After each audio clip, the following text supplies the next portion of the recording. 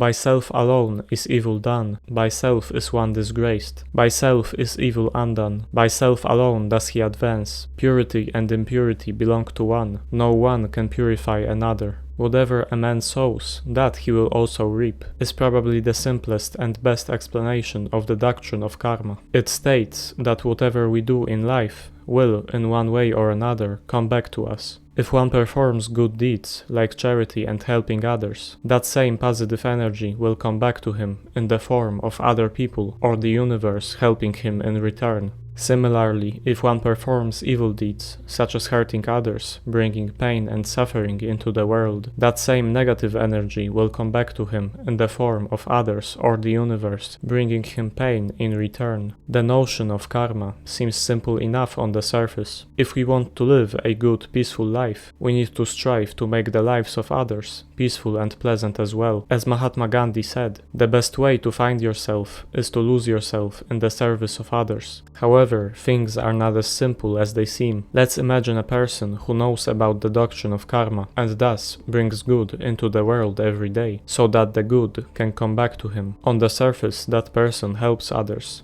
but in reality, all they're trying to do is help themselves. They are not selfless, but selfish. Now, let's imagine another person, one who was born on the street, cannot get a job and who has to rob others in order to survive. It goes without saying that that person can be described as selfish as well. After all, their primary goal is their own survival at the cost of others. So, the first person practices charity, the second one robs people, even though they have different ways of doing it. Both of those people have the same ultimate goal behind their actions, which is to make their own lives better. Now, I'm not saying that both of those people are pure evil. What I'm saying is that they have the exact same goal. And the way that they realize that goal depends not necessarily on their own decisions. The place you're born in, the people you're around since the youngest age, partly, if not fully, determine your likelihood of performing good or bad deeds. So, where we're born heavily influences what we do, and what we do influences what kind of karma we get. But, according to Buddhism,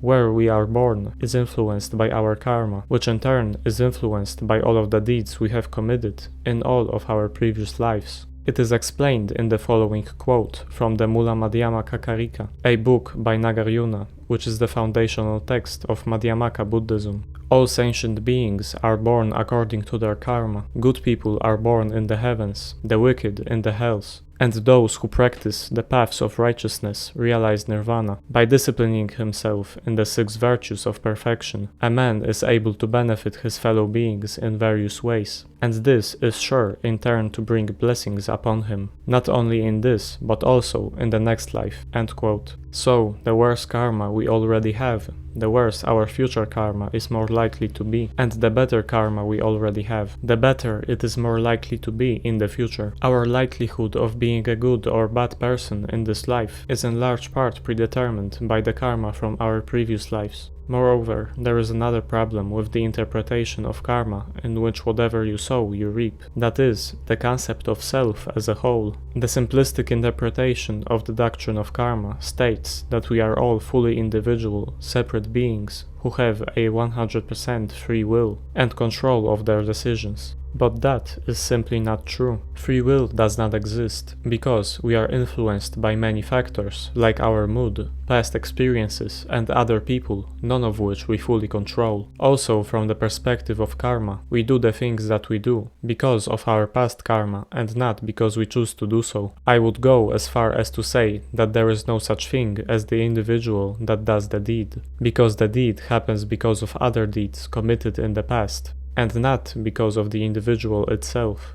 You could argue that you have control of your karma from the past. After all, you committed the past deed that influences your current deed. But here we arrive at a paradox similar to the chicken and egg paradox. What was first, the deed or the fruit? Let's say that you feed a starving person. That is the deed. The starving person staying alive is the fruit of that deed. Now, that person can commit other deeds that bear more fruit. However, you feeding the person is also influenced by many deeds and their fruits from the past, which you have limited, if not no, control over. For example, your parents raising and feeding you. That is the infinite cycle of karma. But now, we understand that it cannot be interpreted as every person controlling their entire reality at a 100%. As D.T. Suzuki writes, can the robber be really considered responsible for his deeds? Can this individual be really singled out as the one who has to suffer all the consequences of his antisocial habits? Can he really be held responsible for all that made him such as he is? Is not society reflected in him? Is he not one of the products created by society? Can we say that society,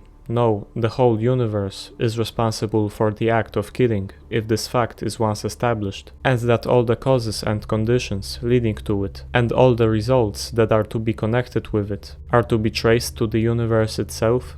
End quote. So, an individual's karma, an individual's actions, are not controlled by that individual. Once we have that fact established, what is left of the doctrine of karma? And what are its psychological implications? Is karma just a highly theoretical, fictional rule that would only work in a perfect world? Are all of our actions and decisions predetermined? Yes, they most likely are, but it does not have to be a bad thing, even though its individualistic interpretation is quite idealistic. Karma is most definitely one of the forces that govern the universe. However, it works in a more cosmological way. Here we arrive at the Buddhist doctrine of no self. As said before, as people, we are not entirely individuals in the truest sense of the word, but we are cogs in a machine that is much bigger than any of us, that is, existence as a whole. If we don't determine our own actions, then there must be something higher than ourselves that does, the comprehension of which will enable us to better understand the doctrine of karma as the truth about reality.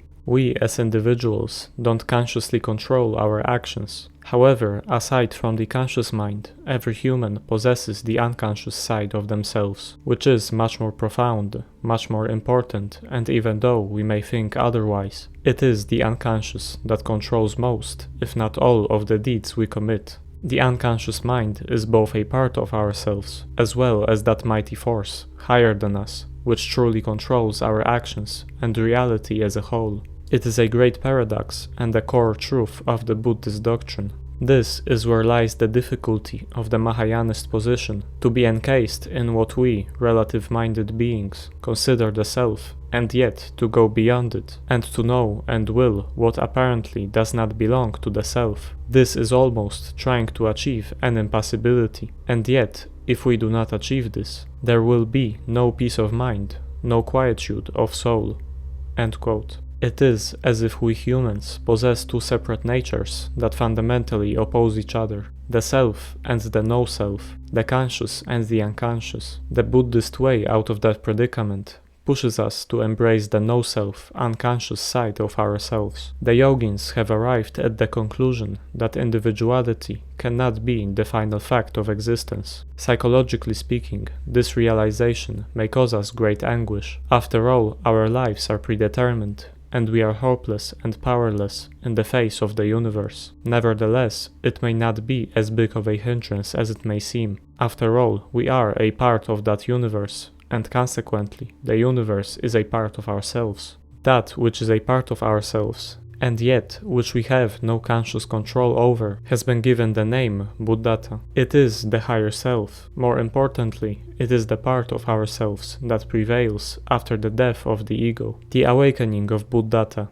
is the key and the only way of escaping the determinism of karma. Nor less, I deem that there are powers which of themselves our minds impress, that we can feed this mind of ours in a wise passiveness. This short poem about passiveness teaches us a very important lesson. It is that there are powers within ourselves which we do not control. The passivity of the conscious mind is the key to awakening the activity of the unconscious, or buddhata. Passivity is an essential ingredient to escaping determinism in our lives. But it is not passivity as we normally understand it. It is not merely doing nothing. Many people think that meditation is simply the state of doing nothing. However, as one does nothing on the surface, on the inside something very interesting takes place. A state of passive activity is achieved. If we observe ourselves, many key things that enable us to live happen on their own without our conscious effort, such as breathing, our heart pumping blood, digestion, and many more. Even though we are passive in those things, the activity persists. Buddhism teaches that we need not rely on our self-will to do good and receive good karma. You could argue that the deeds won't happen all by themselves, and you are right, at least from a certain point of view. The point of view that Buddhism embraces is more focused on the state of mind while doing the deed. If you consciously force yourself to help someone in order to receive good karma, then it is only an artificial deed, executed for your own good. So, how do we make the deed authentic? It all starts with accepting the world as it is, which is the truest form of passivity. To believe, then, it is to be and not to become. Becoming implies a dissatisfaction with existence, a wishing to change, that is, to work out my will as against thy will. And whatever we may say about moral ideals of perfection, religion is after all the acceptance of things as they are, things evil together with things good. End quote. If we accept the world as it is, all of a sudden doing good deeds becomes much easier. It is because we are no longer attached to the result of our actions. We are fine with reality just as it is. This is what makes the deed authentic. We are not looking for gain, we simply do the thing. But that is only the first step. The true perfection of passivity can only be the effortless life, which is achieving the acceptance of all things as unborn. O son of the Buddha, as soon as a bodhisattva attains this acceptance, he enters upon the 8th stage called immovable. This is the inner abode of bodhisattvahood, which is difficult to comprehend, which goes beyond discrimination, separated from all forms, all ideas and all attachments, which transcends calculation and limitation, as it lies outside the knowledge of the world, and above all disturbances, and is forever in possession of tranquility. End quote. The common interpretation of karma is that whatever you sow, you reap. In this case, the direction of its believers is self-deterministic. Here, the way to emancipation is using one's own will, putting conscious effort into one's deeds, and essentially saving oneself by one's own volition. However, Zen Buddhism and Mahayana Buddhism as a whole gets to the truth at a much deeper level. It points to the notion that there is no such thing as one's own free will. Thus, individuality cannot be the final fact of existence, and there must be something higher that we can embrace in order to stay true both to ourselves as well as reality. The unconscious mind is what truly governs our actions. The Buddhists gave it the name buddhata. The awakening of buddhata, which is synonymous with ego death, is the only way to escape the determinism of karma. That awakening starts with accepting the world as it is. It is perfectly summarized in a quote by Lao Tzu. Life is a series of natural and spontaneous changes. Don't resist them, that only creates sorrow. Let reality be reality. Let things flow naturally forward, in whatever way they like.